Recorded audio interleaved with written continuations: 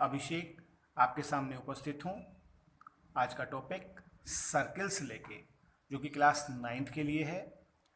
आज हम सर्किल से जुड़े हुए कुछ ऑब्जेक्टिव क्वेश्चंस करेंगे, fill in the blank type and true and false type. Circle start करने से पहले मैं ये बताना चाहूँगा सर्किल होता क्या है। What do you mean by a circle? Actually circle क्या होता है, एक पॉइंट फिक्स रखा जाए। इस पॉइंट को फिक्स रखने के बाद अगर हम एक डिस्टेंस पर, ये पॉइंट फिक्स है, एक डिस्टेंस पर कंटिन्यूसली मूव करना शुरू कर दें तो हमारा मूवमेंट कैसा होगा? क्योंकि हम बाउंड हो गए। आप पेन को देखिए, ये पॉइंट फिक्स है, अब हम बाउंड हो गए हैं, हमें इसी डिस्टेंस पर मूव करना है। तो ये एक प्लेन में, ये प्लेन है मेरा, इस प्लेन में मूव करेंगे। जो ये पेन की टिप है, ये पेन की टिप जो पाथ बना रही है, जो रास्ता बना रही है, एक्चुअली ये हमारा कहलाता है सर्किल। तो circle it is basically the path, circle it is basically path of a point moving in plane having its distance constant। एक पॉइंट जो मूव करेगा उसका पाथ होगा प्लेन पर कैसा? Having its distance constant, fix होनी चाहिए। कहाँ से? From a fixed point. Fix point ये हमारा कहलाता है सेंटर। सेंटर की जनरल नोटेशन ओ से है, तो ये इस तरह से जो भी मूवमेंट आएगी वो सर्किल। हम इसको ऐसा भी कह सकते हैं, circle it is the locus of a point, locus path, locus of a point which moves in a plane, जो प्लेन में मूव करे, such that its distance from a fixed point is always constant. एक fix point से इसकी distance हमेशा constant रहनी चाहिए। Then that path, that locus is called a circle. Proceed करते हैं। ये सर्किल है। Circle is actually path. जो अंदर आ गया वो सर्किल नहीं है। ये बहुत बड़ा मिसकंसेप्शन है कि ये पूरा का पूरा सर्किल है, और जो सर्किल के अंदर आया, देखिए मैं हल्का सा शेड करना स्टार्ट करता हूँ, ये सर्किल नहीं है। आप लोगों ने देखा है हमारे पास घरों में सीढ़ी होती है, उसको हम बोलते हैं सर्कुलर डिस्क। एक्चुअली वो सर्किल नहीं है। डिस्क, डिस्क मतलब अंदर का इंटीरियर पार्ट भी अगर इंक्लूड हो जाए then it is called circular disc. Otherwise circle केवल ये बाहर वाला पाथ है। जैसा कि मैंने पहले ही बताया, पाथ ऑफ अ पॉइंट ये रहा पाथ, या हम कह सकते हैं इट इज लोकस। लोकस मतलब जो ये पाथ जहां मैं एरो लगा रहा हूं। सबसे पहले तो हमें यही बात क्लियर होनी चाहिए, क्योंकि अभी तक हमें लगता है कि ये सारा का सारा सर्किल है। नहीं, ऐसा नहीं है। ये बाउंड्री, बाउंड्री के अंदर कुछ है, बाउंड्री के बाहर कुछ है, और ऑन द बाउंड्री है। तो actually a circle divides a plane in 3 parts. चलिए आगे क्वेश्चन में आएगा। Centre of a circle lies in of the circle. जो सेंटर है वो सर्किल के कहां पर फॉल करता है? सेंटर कहां पर है? ये रहा, ये सर्किल है, सर्किल के अंदर, अंदर मीन्स इंटीरियर, तो इसका आंसर होगा इंटीरियर। बाहर एक्सटीरियर होता है, सेंटर बाहर नहीं है, सेंटर अंदर है। So we will say that centre of a circle lies in interior of the circle. Second question, a point whose distance from the center of a circle is greater than its radius। मतलब radius से ज़्यादा distance जिसकी हो जाएगी वो point कहाँ fall करेगा? Interior में कि एक्सटीरियर में? सर्किल क्या होता है? सेंटर से जिसकी डिस्टेंस इतनी हो, और ये फिक्स डिस्टेंस हमारी क्या कहलाती है? आर। आर माने रेडियस। जो रेडियस के इक्वल है वो तो सर्किल के ऊपर चलेगा, और अगर रेडियस से ज़्यादा हो जाए तो क्या होगा? बाहर। यहाँ इन्होंने कहा है इज ग्रेटर देन, ग्रेटर है तो क्या होगा? वो पॉइंट कहाँ चला जाएगा? एक्सटीरियर में। अगर किसी की डिस्टेंस रेडियस से कम हो जाए, रेडियस हमारे पास इतनी बड़ी डिस्टेंस है, अगर रेडियस से कम हो जाए then that point will move inside the circle, that is it will move in interior of the circle. आगे बढ़ते हैं। Longest chord of a circle is अब कोड क्या होती है? सर्किल के ऊपर किन्हीं भी दो पॉइंट्स को अगर हम मिनिमम डिस्टेंस के साथ, minimum distance straight line segment कहलाता है। देखिए डिस्टेंस तो ये भी हो सकती थी हम कर्व में ऐसे ले जाएं, नहीं वो नहीं, मिनिमम डिस्टेंस के साथ वो लाइन सेगमेंट कहलाएगा, ज्वाइन करते हैं तो ये हमारा कहलाता है कोड। ये भी कोड है हमारे पास, आप जहां मर्जी ज्वाइन कर दीजिए, पेरिफेरी के ऊपर, सरकमफ्रेंस के ऊपर, बाउंड्री के ऊपर, वो सभी कोड कहलाएंगे।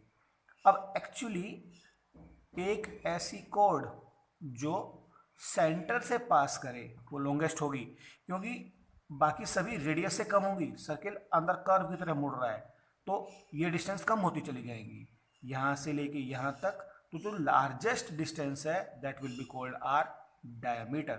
लॉन्गेस्ट कोड of a circle is of the circle dash है, डैश क्या कहलाएगा? Diameter, diameter. So we can say that diameter is the longest कोड of the circle. Alternate way में ये कहा जा सकता है जो ये डायमीटर होता है ये लॉन्गेस्ट कोड होता है। डायमीटर को हिंदी में हम बोलते हैं व्यास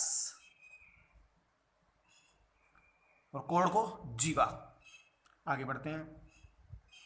N arc is a when it ends are at the ends of a diameter.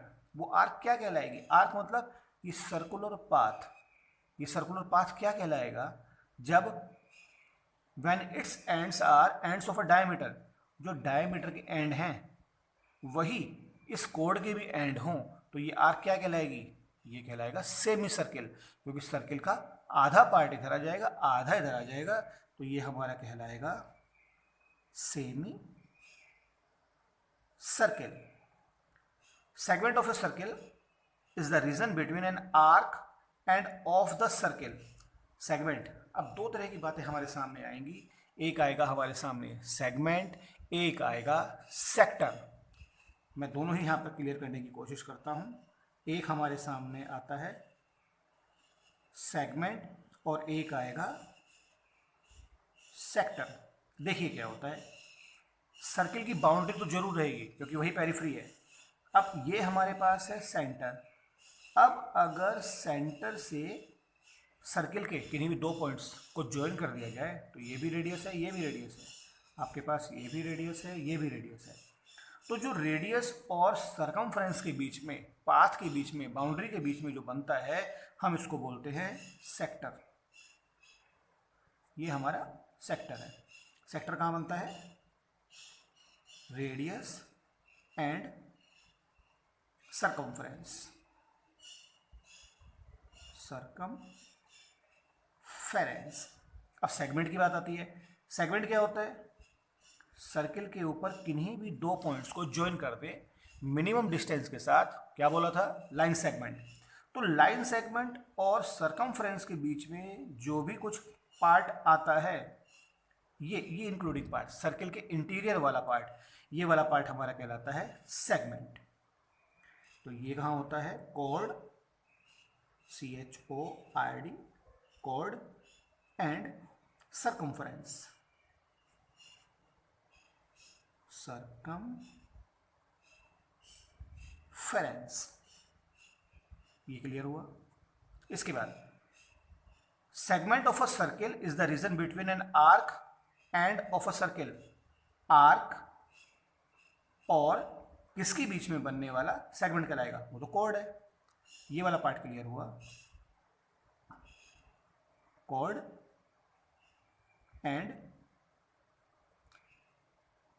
Circle, दोनों के बीच में segment. Next part, a circle divides the plane on which it lies in parts. ये तो पहले ही क्लियर हो चुका है, मैंने यहीं पर बताया था। सर्किल बाउंड्री, सर्किल के इंटीरियर, सर्किल के एक्सटीरियर।